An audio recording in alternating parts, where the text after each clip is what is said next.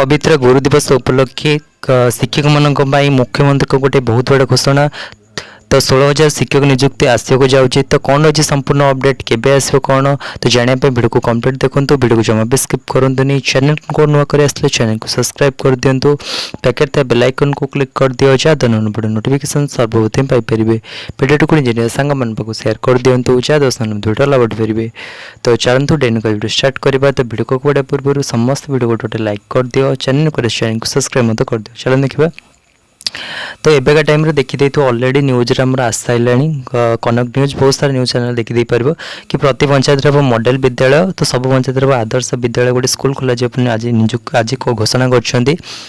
तो यहाँ ना कह ना गोदावर्ष मिश्र ना आदर्श प्राथमिक विद्यालय हम पूर्व जानते जमी 5T स्कूल था। तो किसी पाठपढ़ा ठीक ठाक रोना पिला पाठ को जान पारे तो तार ना को भी चेंज कर टाइम पर।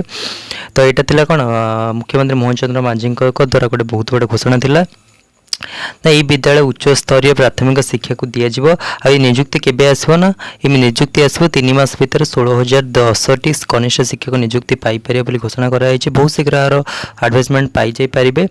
तो देखा जो केते कौन यहाँ कार्यकर रोचे जो मैंने भी को बीएड करते निहत आम गोटे बहुत भल खुशी खबर।